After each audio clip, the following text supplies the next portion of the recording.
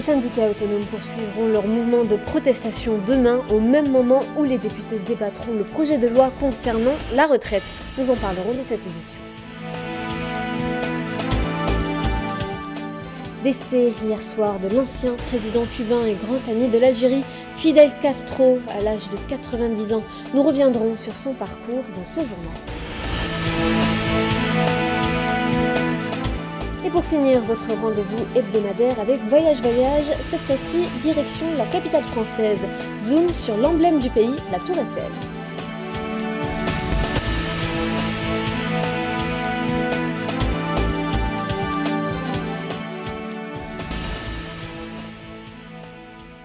Samedi 26 novembre, mesdames, messieurs, bonsoir. Demain, les députés de l'Assemblée populaire nationale débattront sur le projet de loi concernant la retraite, qui représente une des majeures revendications des syndicats autonomes.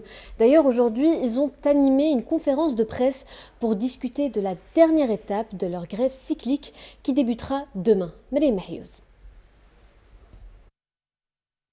Après plusieurs semaines de contestation, le débat sur la suppression de la retraite proportionnelle s'est déplacé à l'intérieur de l'Assemblée populaire nationale afin de maintenir la pression sur le gouvernement pour qu'il fasse machine arrière. Les syndicalistes tentent tant bien que mal de trouver des solutions. Moi, je conseille au gouvernement de faire ce recul aujourd'hui avec des négociations, avec un dialogue sincère, que de le faire devant une explosion sociale en 2017. Il est dans son intérêt de reculer demain et de donner orientation aux députés de ne pas voter. La solution, elle est au niveau de l'économie, elle est au niveau des postes d'emploi, elle est au niveau du financement de ces caisses. Les regards seront braqués demain sur le palais Zeroudi Youssef qui abritera les débuts sur le projet de la loi sur la réforme du système de retraite accompagné d'une grande sociale. Les syndicalistes incitent les députés à s'impliquer dans la préservation et la défense des droits socio-professionnels des travailleurs. La réunion de demain sera un message adressé aux députés et leur demander d'arrêter leur politique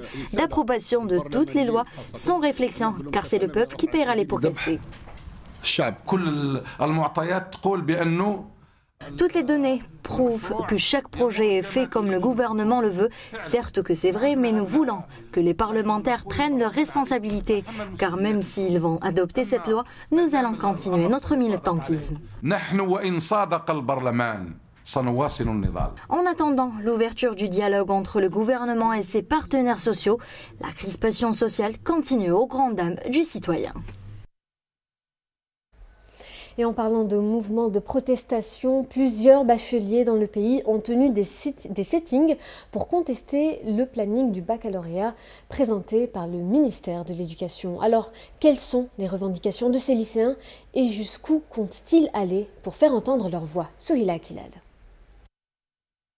Les étudiants en terminale de plusieurs lycées du pays ont tenu des mouvements de protestation pour contester le planning du bac présenté par le ministère de l'Éducation. Les lycéens de Sétif, Oran, Djelfa, Constantine et Zeralda à Alger ont tenu des sittings devant leurs établissements respectifs, refusant de rejoindre les bancs des classes tant que leurs revendications n'ont pas été entendues. Ces lycéens revendiquent le changement des horaires des épreuves du bac, les jugeant pénalisants car, rappelons-le, les examens du bac coïncident cette année avec le mois sacré du Ramadan. Autre revendication des lycéens, le retour aux 15 jours de vacances d'hiver et de printemps au lieu de 10 décidés par le ministère de l'Éducation. Les élèves de terminale ont lancé sur les réseaux sociaux un appel à une grève illimitée à partir de demain, dimanche 27 novembre, ce qui va coïncider avec l'autre mouvement de grève prévu par les syndicats autonomes de différents secteurs, y compris de l'éducation, qui contestent le projet de loi relatif à la retraite. Le secteur de l'éducation n'est pas prêt de connaître de répit après la grève des enseignants vacataires l'année dernière et la grève cyclique des syndicats autonomes. Voilà que les lycéens se mettent également de la partie, menaçant ainsi le bon déroulement de l'année scolaire et des prochaines épreuves du bac sur qui le spectre de l'année blanche commence à planer. Un autre mouvement de protestation est annoncé pour le 30 novembre prochain, celui des travailleurs du secteur des finances. Ces derniers revendiquent en premier lieu l'ouverture du dialogue avec la tutelle, mais aussi revoir les statuts, les textes régissant ce secteur, ainsi que le système indemnitaire. Écoutons Nasser Leslah, président de l'Union nationale des travailleurs des finances.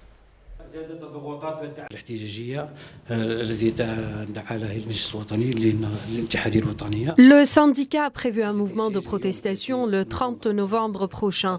Les principales revendications se résument comme suit. Revoir les statuts et les textes réglementaires du secteur des finances, intégration des corps communs au sein des services techniques, revoir la prime de rendement calculée actuellement sur 35% à 40%, comme dans tous les autres secteurs. Mais la plus importante revendication est l'ouverture de la voie du dialogue avec la tutelle.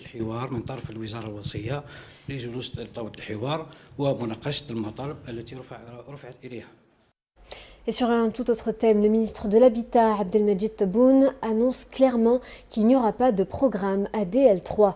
Une annonce faite depuis Khenchela, à l'est du pays, où la première remise des clés de logement ADL2 a été lancée.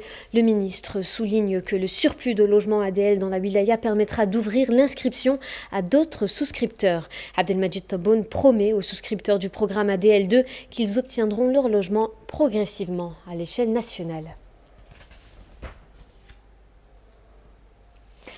Brahim Ben Abdeslam, vice-président du Forum des chefs d'entreprise, était l'invité de l'économie sur France 24. Il s'est exprimé notamment sur la position économique de l'Algérie en Afrique et sur son rôle. On l'écoute.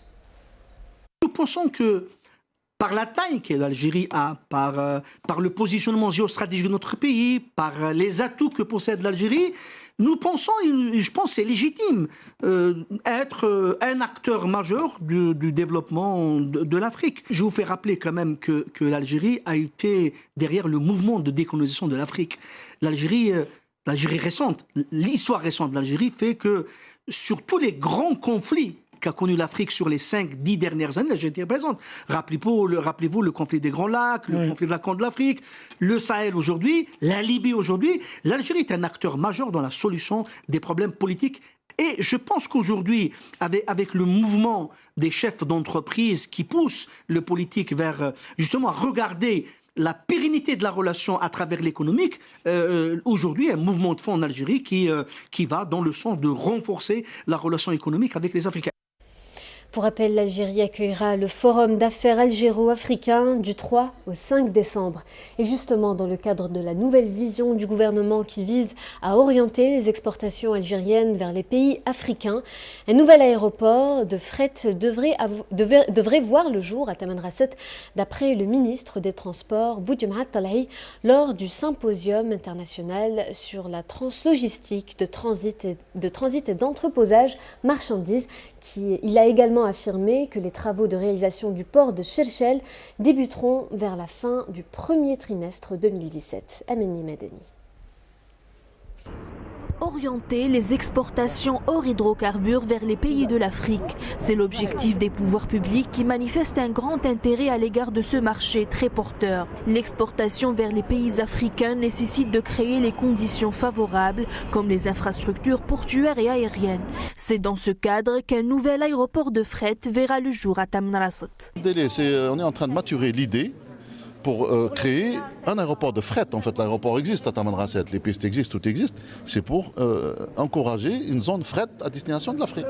Le gouvernement est en train de mettre les moyens nécessaires pour pouvoir faciliter l'exportation. La réalisation du projet du port de Cherchel devrait débuter vers la fin du premier trimestre de 2017. Les études seront terminées, on va dire peut-être janvier, qui va nous permettre de faire la bonne évaluation, la bonne estimation pour pouvoir le lancer vers la fin du premier trimestre 2017.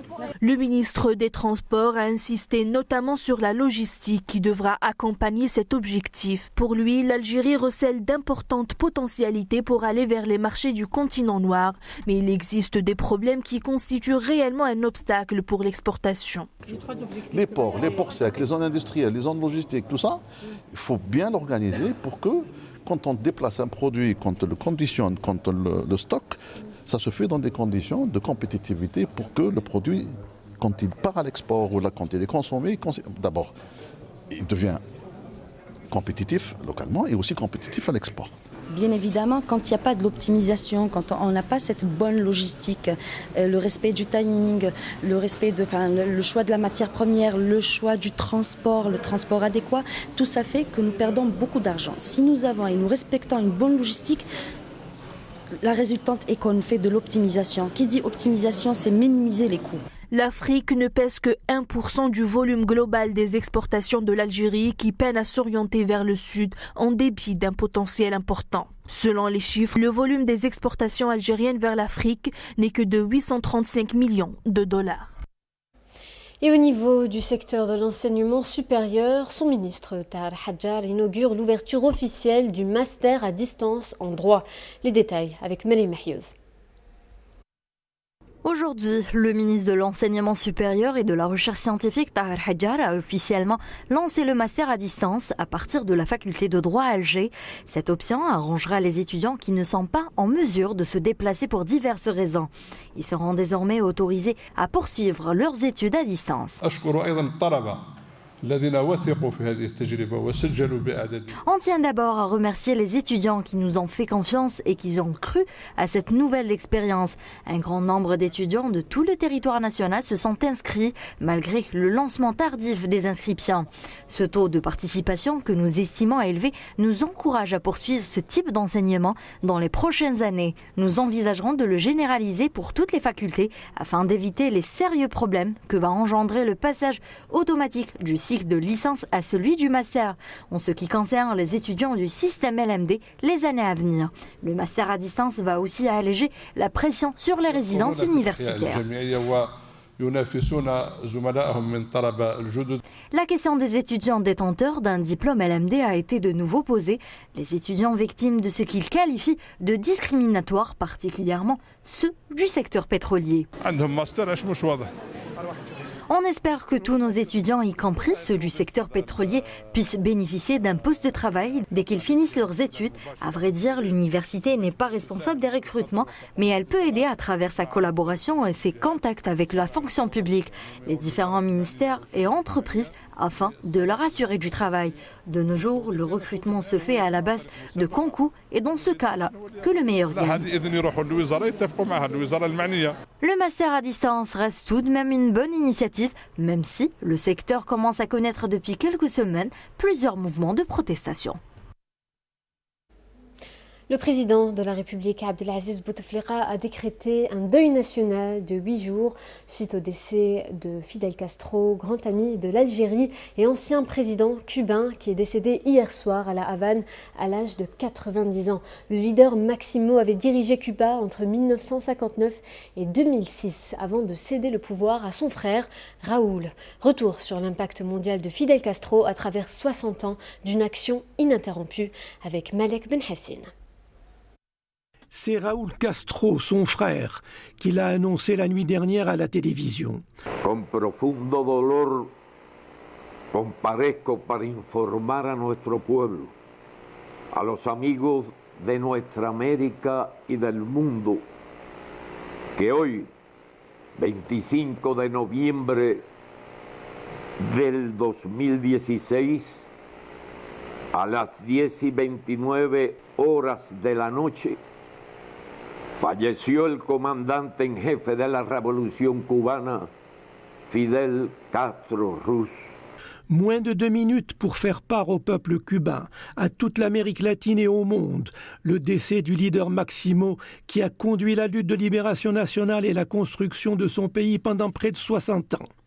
Un des plus grands hommes d'État du XXe siècle, Fidel Castro occupera longtemps le devant de la scène politique internationale comme un grand de ce monde, malgré les dimensions relativement modestes de son pays. Défiant les États-Unis, que la géographie a placé à moins de 150 km de ses côtes, le leader cubain arrachera son pays au pouvoir de la corruption institutionnalisée par l'Amérique par l'intermédiaire de Fulgencio Batista, un de ses innombrables fantoches. Dès lors, pour l'Amérique, ses rapports avec Cuba ne se conçoivent que sur la base de la confrontation. Soutenant sans réserve une importante émigration cubaine installée en Floride, l'Amérique ne rêve que d'une revanche à prendre sur le pouvoir révolutionnaire cubain. Ce sera bientôt la triste et humiliante aventure de la baie des Cochons d'avril 61, planifiée par Eisenhower, décidée par Kennedy et exécutée par 1400 exilés et aventuriers cubains. Ce sera aussi le début d'un blocus économique décidé par l'Amérique qui entendait mettre à genoux l'économie d'un pays colonial basé sur la monoculture de la canne à sucre avec pour seul marché l'Amérique qui interdit de son côté toute importation ou exportation avec la Grande Île. Le défi est aussitôt relevé par Fidel Castro. Il réoriente son commerce extérieur vers l'URSS, qui lui exprime la solidarité de l'ensemble des pays du bloc socialiste de l'Est européen. C'est l'époque où Fidel Castro déclare ses convictions socialistes et instaure un régime proche du système soviétique. Le climat de guerre froide de l'époque amène les blocs militaires à prendre des initiatives dans des zones particulièrement sensibles où il s'agissait d'envoyer des messages, considérés souvent comme des mises en garde contre une éventuelle action dirigée sur un allié. C'est la crise des missiles du 14 au 28 octobre 62, au cours de laquelle le monde s'est trouvé à l'extrême limite d'une troisième guerre mondiale.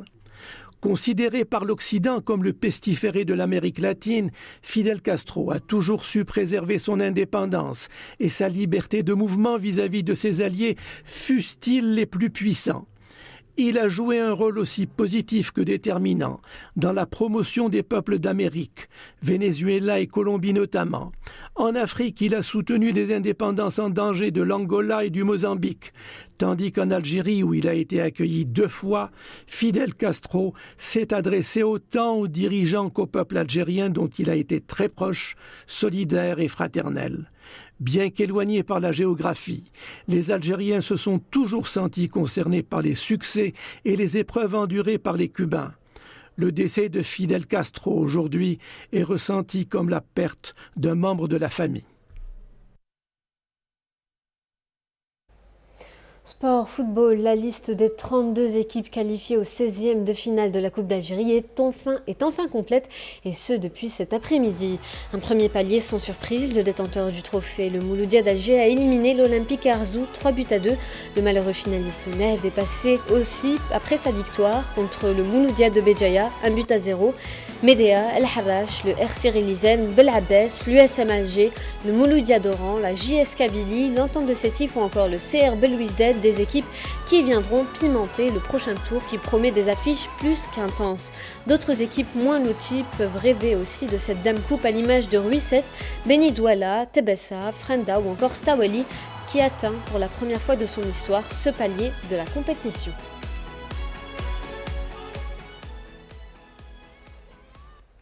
Cette semaine, on voyage à Paris. Imaginée et construite par Gustave Eiffel, la Tour Eiffel est l'un des monuments, si ce n'est le monument le plus connu de la ville des amoureux. Et c'est sur ces images que je vous quitte. Excellente soirée à tous et à demain, même heure, même chaîne. C'est un sujet signé Souila Akilal.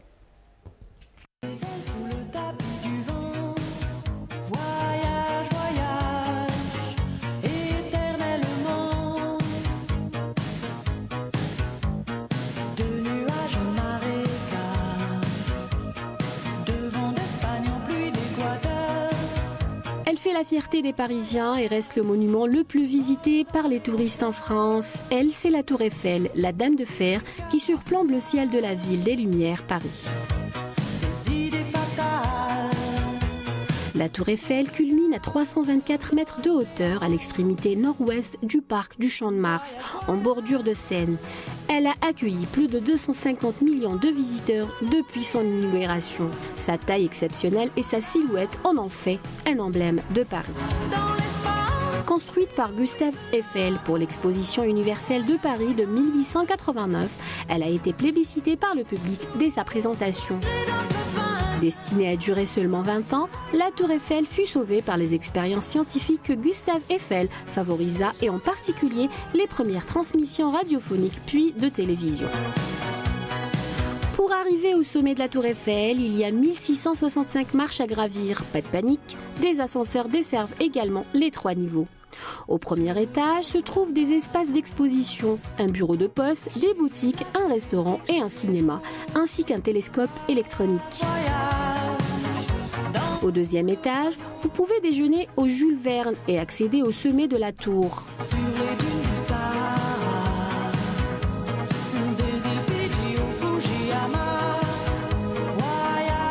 Au troisième, il y a 2 niveaux, un ouvert où vous aurez une vue imprenable sur Paris et un second en plein air où l'on peut admirer une reconstitution du bureau de Gustave Eiffel.